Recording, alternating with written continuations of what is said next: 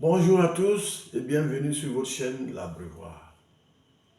Aujourd'hui, j'ai décidé de vous parler des cas des travailleurs dévoués qui forcent l'admiration de leurs supérieurs par leurs compétences avérées et dont le cursus scolaire ne leur a pas permis d'avoir beaucoup de diplômes.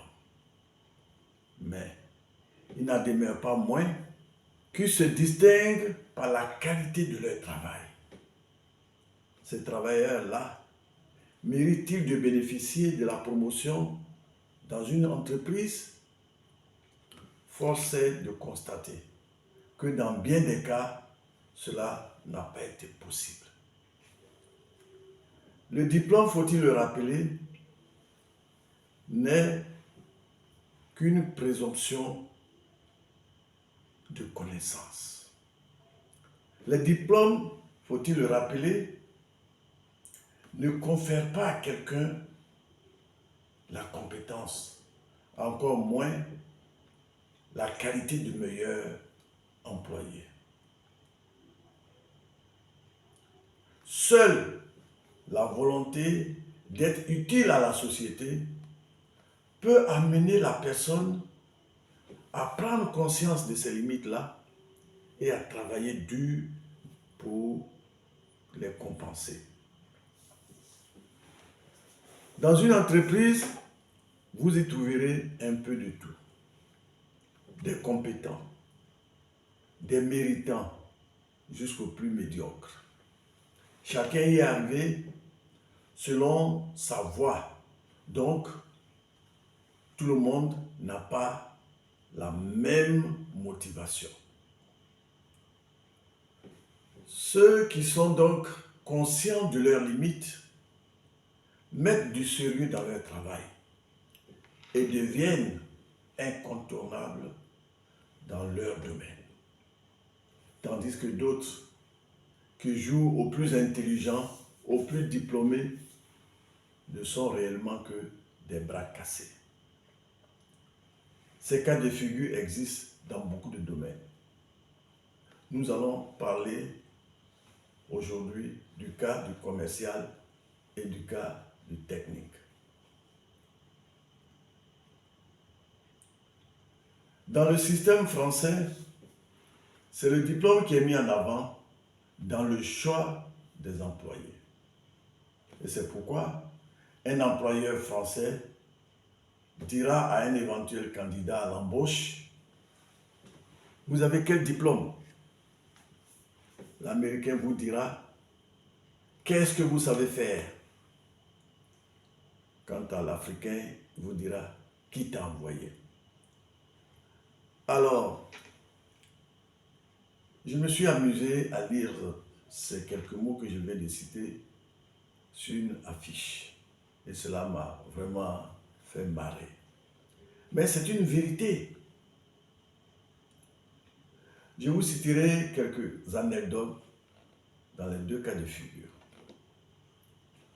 Dans le domaine commercial, je vous citerai le cas d'une certaine Marceline qui, à Bobo, vendait des galettes. Et c'est difficilement qu'elle pouvait gagner un bénéfice de 500 francs par jour. Un jour, je ne sais pas, qui lui a dit qu'elle peut s'essayer en assurance. Elle est venue pour rencontrer le coach. Mais quand nous sommes aperçus de son cursus scolaire, nous lui avons dit que sa place n'est pas ici. Mais Marceline, qui était sûre de ce qu'elle voulait, a demandé à rencontrer le directeur commercial. Ce dernier lui a dit les mêmes choses. Mais le lendemain, elle est revenue. Elle a demandé au directeur commercial: qu'est-ce qui est difficile dans votre histoire de vente là que moi je ne peux pas faire? Et le directeur l'a amené dans une équipe commerciale et il a dit: prenez le temps de la former. On va voir ce qui par la suite. Voilà. voilà un défi qui est lancé à Marseille. Ce ne sont pas les diplômes qui vendent. Elle, sachant très bien qu'on l'a marginalisée, elle devait donc relever le défi. Elle a parcouru pratiquement toutes les villes de Côte d'Ivoire en train de vendre. Elle est devenue meilleure vendeuse dans l'inspection, dans toute l'inspection. Elle a pu, grâce aux commissions qu'elle percevait, acheter la maison de Sécogé qui avait été mise en vente, d'où elle était locataire. Par la suite, Marceline n'a pas le temps d'aller faire l'auto-école pour avoir son permis. Elle a acheté une voiture, elle a embauché un chauffeur pour continuer à travailler. Voilà un cas de figure qui est vraiment intéressant. Mais il a remarqué que Marceline est une belle fille, bonne prestance. Ça aussi, c'est un atout. Et ses collègues qui voulaient minimiser ses efforts lui ont dit, oh, on sait. Elle a dit quoi?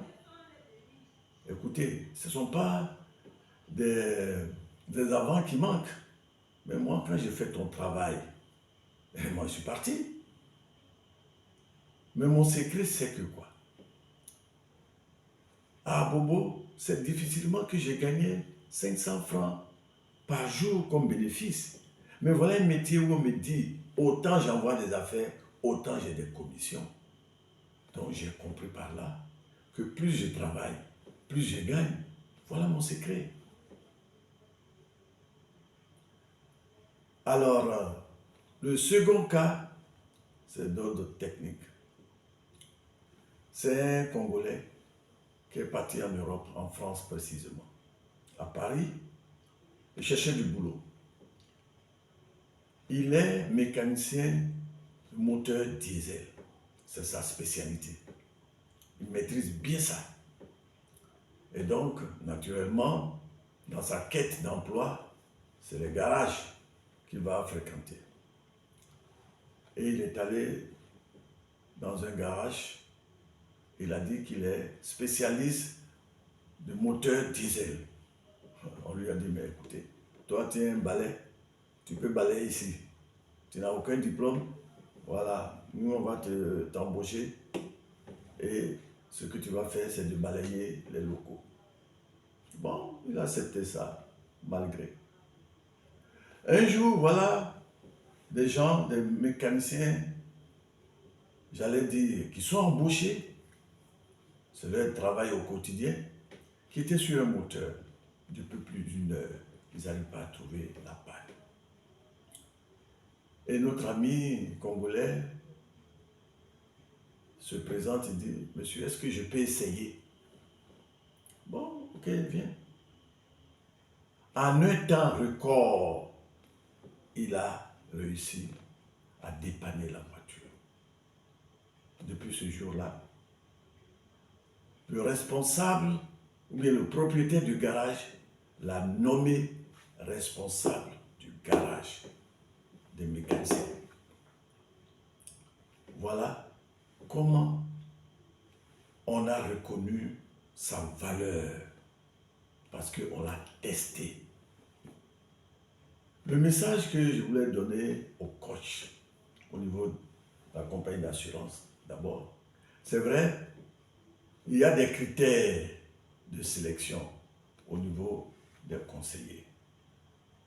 Mais quelquefois, on peut déroger à certaines règles. Vous pouvez voir une personne et déceler en elle certaines qualités. Mais ces personnes n'ont pas forcément de diplôme. Essayez-les, mettez-les à l'épreuve. Et vous allez voir que ces personnes-là vont vous donner satisfaction que ceux qui ont des diplômes. Si je reviens au niveau technique, vous savez, il y a des gens qui arrivent dans une société et on leur confie un poste. On leur donne les tâches à faire. Il y en a qui mettent du sérieux et qui apprennent. S'ils ne comprennent pas quelque chose, il va se renseigner. On les lui donne. On lui donne donc ces conseils-là. Et il arrive à parfaire le travail, à maîtriser le travail. Donc, chers amis, c'est quelques conseils que je vous donne. C'est pour vous dire que quand vous êtes dans un service, prenez au sérieux et apprenez sérieusement ce que vous faites. Aux responsables, si vous avez des éléments qui ne sont pas diplômés, qui maîtrisent bien leur travail, faut-il les promouvoir? Oui. Il faut les primer, mettre en place un challenge. Et s'ils les remportent, il faut le leur accorder. Prochainement, je vais vous parler d'un cas que j'ai vécu, auquel j'ai assisté quand j'étais à l'énergie électrique de Côte d'Ivoire. Et cela est très édifiant. C'est le cas d'un certain Gaoussou.